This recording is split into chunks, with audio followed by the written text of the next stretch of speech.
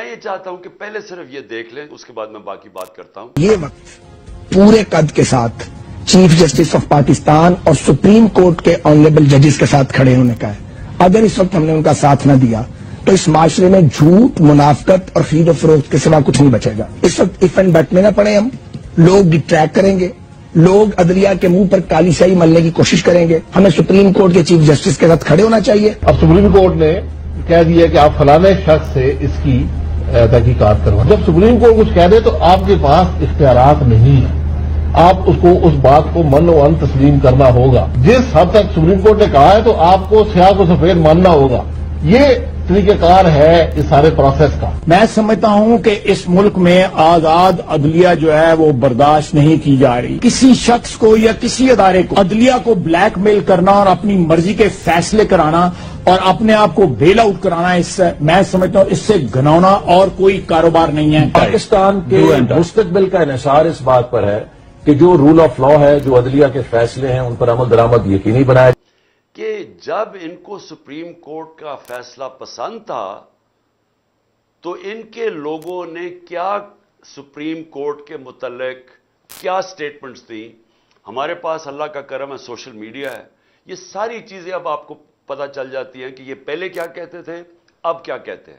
مجھے کہتے تھے کہ اگر آپ نے الیکشن کروانا ہے تو اپنی حکومتیں ڈیزالو کر دیں، حکومتیں ڈیزالو کی تو سارے الیکشن سے بھاگ گئے۔ اب کہتے ہیں کہ جی عمران خان انتشار پھیلا رہا ہے، آئین کے مطابق چل رہا ہے عمران خان، 90 دن میں الیکشن ہونے چاہیے۔ 2 ہماری حکومتیں ہم نے ڈیزالو کی، آپ سب نے کہا، آئین بھی کہتا تھا، ملک کا قانون کہتا تھا کہ 90 دن میں الیکشن ہو، 90 دن گزر گئے، الیکشن نہیں ہو رہے۔ ہمیں کہہ رہے ہیں اکتوبر میں الیکشن ہوں گے۔ کس طرح اکتوبر میں؟ اس کا مطلب 70% پاکستان ڈس انفرینچائز ہے، یعنی ان کے الیکٹڈ نمائندے 70% پاکستان میں نہیں ہوں گے۔ ایک بددیانت دار الیکشن کمیشن نے شہباز شریف کی حکومت یہاں قائم کر دی جس کی کوئی قانونی اور آئینی کوئی جواز نہیں ہے، اور فضل الرحمان کی حکومت قائم کر دی ہے پختونخوا میں۔ سو واضح ہو گیا کہ جب ان کو ضرورت تھی تو ان کو سپریم کورٹ کی سینکٹیٹی، اس کے فیصلوں کی اہمیت کی سمجھ آ گیا کہ کیوں سپریم کورٹ کا فیصلہ ضروری ہے۔ اور اب جب کہ 15 کے 15 سپریم کورٹ کے جو ججز ہیں وہ ایک چیز پہ سب متفق ہیں کہ 90 دن کے اندر الیکشن ہونا چاہیے جب اسمبلیز ڈیزالو ہوں، تو اب یہ سارے مل کے کہ کیونکہ کہیں سپریم کورٹ فیصلہ نہ کر دے 90 دن اور الیکشنز ہو جائیں، وہ الیکشنز کے خوف کی وجہ سے یہ اس وقت یہ سب کچھ آپ تماشا دیکھ رہے ہیں۔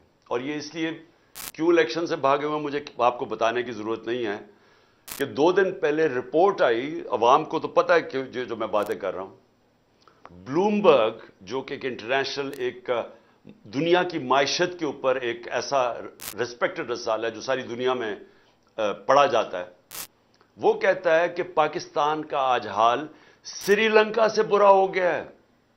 جو سری لنکا کے اندر جو مہنگائی ہے وہ پاکستان کی اس سے آگے بڑھ گئی ہے۔ سری لنکا سے مہنگائی کی وجہ سے لوگ سڑکوں پہ آئے تھے، تو سری لنکا سے آج ہمارے حالات برے ہو گئے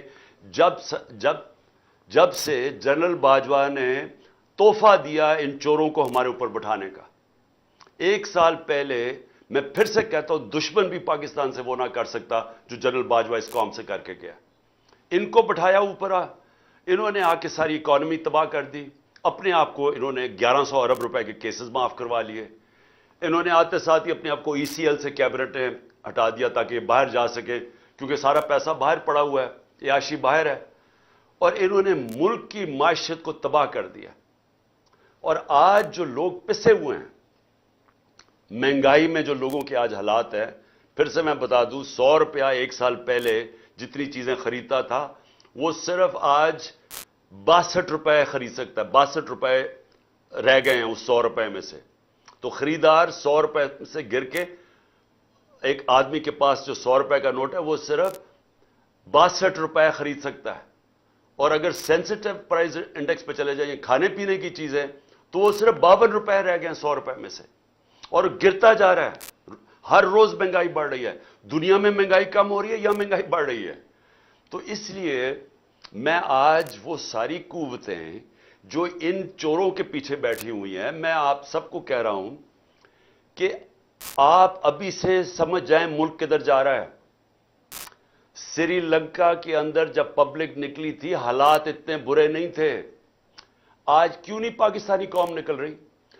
امید لگا کے بیٹھی ہوئی ہے کہ الیکشنز آئیں گے، تو وہ الیکشنز کی انتظار کر رہے ہیں کہ غصہ ان کا الیکشن میں نکلے گا، جس کی وجہ سے یہ بھاگ رہے ہیں۔ تو مجھے اپنی اسٹیبلشمنٹ کی نہیں سمجھ آ رہی کہ آپ کو اس میں سے کیا مل رہا ہے، ان چوروں کے پیچھے لگ کے جنہوں نے ملک کو تباہ کر دیا ہے، تو اس سے آپ کو کیا مل رہا ہے کہ ان کے پاس تو کوئی اب طریقہ ہی نہیں ہے ملک کو بچانے کے لیے، ان کے پاس تو روڈ میپ نہیں ہے۔ اکتوبر تک یہ کیوں انتظار کر رہے ہیں؟ کیونکہ انہوں نے اور ہمیں تحریک انصاف کو پکڑ دکڑ کرنی ہے، اداروں کو ہمارے خلاف استعمال کرنا ہے، کیسز اور کرنے ہیں۔ کیا اس سے یہ بچ جائیں گے؟ میں سوال یہ پوچھتا ہوں کہ کیا اس سے یہ بچ جائیں گے؟ علی امین کو 1 مہینہ پکڑا، جیلوں میں پھرایا، کدھر سے کدھر، بکھر، پھر اسلام آباد، پھر اس کو لے کے گئے ادھر لاہور، لے کے آئے، تشدد کیا اس کے اوپر، پھر ادھر سے گیا پتہ نہیں شکارپور، تو کیا ہوا؟ 20 کلومیٹر لمبا اس کو جلوس لینے آیا ڈی آئی خان میں۔ وہ علی امین کہتا ہے میں نے کبھی اس طرح کی عوام کا رویہ ہی نہیں دیکھا، انہوں نے اس کو اتنا بڑا ہیرو بنا دیا۔ تو کیا فرق پڑا؟ کیا یہ پکڑ دکڑ سے کچھ بدل جائے گا؟ کیا یہ عمران خان 2 دفعہ مجھے قتل کرنے کی کوشش کی، کیا میں رک گیا ہوں؟ میں پھر نکل رہا ہوں، میں پھر جا رہا ہوں پبلک میں پھر جلسے کر رہا ہوں، بدھ سے میں جلسے کر رہا ہوں، 14 تک کروں گا۔ یہ جو بھی آپ سمجھ رہے ہیں کہ یہ خوف زدہ ہو کے یہ کہ ایک تحریک جو لوگوں کے دلوں میں چلی گئی ہے وہ رک جائے گی، 4200 جگہ پہ لوگ نکلے ہیں، اور میں آپ کو اب یقین دلاتا ہوں کہ میری جو اگلی کال ہوگی وہ اس سے زیادہ لوگ نکلیں گے۔ اور یہ ضروری نہیں کہ اگر آپ اس طرح دباتے رہیں لوگوں کو اور پکڑ دکڑ کرتے رہیں تو ہم چپ کر کے بھیڑ بکریوں کی طرح اسی طرح ہی بیٹھے رہیں گے۔ ہم صرف اپنی ملک کی معیشت دیکھتے ہوئے، کیونکہ ہم نے باہر نہیں بھاگنا، ابھی تک میری جگہ یہ دوسرے ہوتے تو باہر بھاگے ہوتے بڑی دیر کے، ہم نے یہاں جینا مرنا ہے، اس لیے ملک کا سوچ رہے ہیں کہ اگر ہم نے یہاں سڑکوں کے اوپر نکلا ہے جس طرح سری لنکا میں لوگ نکلے تھے، تو یہاں تو معیشت تو آگے بیٹھ گئی ہے۔ تو اس لیے میں سب کو آج کہہ رہا ہوں کہ یہ جو آپ ظلم کر رہے ہیں اور جو ہمارے کارکنوں کو پکڑ رہے ہیں، اس سے تحریک نہیں رکنے لگی، اس کو اور تیزی سے اوپر جا رہی ہے، لیکن اس سے ملک کو آپ تباہی کی طرف لے کے جا رہے ہیں۔ اور جو اسلام آباد میں ہوا، آپ یہ سوچیں کہ کیسے ہو سکتا ہے کہ پہلے ایک ہائی کورٹ جسٹس بابر ستار وہ اجازت دیتے ہیں کہ جی یہ فنڈامنٹل رائٹ ہے ہمارا ریلی نکالنے کا، وہ کہتا ہے فنڈامنٹل رائٹ ہے، رات کے 2 بجے پولیس کہتی ہے نہیں آپ نکال سکتے۔ کیوں نہیں نکال سکتے؟ اور کس چیز کے لیے ریلی نکال رہے ہیں؟ آئین کی، اپنے آئین کی بالادستی کے لیے ریلی نکال رہے ہیں، کوئی انتشار کے لیے نہیں نکال رہے، رول آف لا کے لیے ریلی نکال رہے ہیں۔ اجازت نہیں دیتے، اور اجازت ہی نہیں صرف دیتے، وہاں آپ دیکھیں عورتیں وہ بیچاری کھڑی ہیں سائڈ پہ، ان کو پکڑ کے جیلوں میں ڈال رہے ہیں، ساری دنیا کے سامنے منہ کالا کروا رہے ہیں پاکستان کا۔ اور اس کے بعد ہمارے رات کو ورکرز کو پکڑنا شروع کر دیتے ہیں، 50-60 ورکر پکڑ لیے ہیں، سرگودا میں علیحدہ ورکر پکڑ رہے ہیں۔ تو کیا یہ اس سے ثابت کیا کر رہے ہیں آپ کہ وہ اسلام آباد کا جو آئی جی ہے وہ ایک جرائم پیشہ آدمی ہے؟ مجھے پتا ہے، میں نے اس کا کیس دیکھا ہوا ہے، سیف سٹی کے اندر وہ کرپشن کے اندر سزا ہونے لگی تھی اس کو۔ دوسرا جرائم پیشہ آدمی شہباز شریف جب پرائم منسٹر بنا، اس کو سزا ہونے والی تھی 24 ارب کے کیس میں، اس نے پہلی چیز اپنی طرح کے لوگوں کو اس کو لا کے وہاں بٹھا دیا۔ اور کیونکہ وہ غلام ہے شہباز شریف کا، وہ پولیس والا نہیں ہے، پولیس کتاب پہ چلتی ہے، رول آف لا پہ چلتی ہے، پولیس کے قانون لکھے ہوئے کتاب میں کہ کیا کر سکتے ہیں کیا نہیں کر سکتے، لیکن یہ غلام ہے شہباز شریف کا، مجرم شہباز شریف کا، کیونکہ یہ اس کی وجہ سے بچا ہوا ہے جیل میں، لہٰذا اس کے گندے کام کرنے کے لیے تیار ہے۔ یہی آدمی ملوث تھا ڈرٹی ہیری کے ساتھ مجھے جوڈیشل کمیشن میں مروانے کے لیے، یہ اس کے اندر بھی شامل تھا۔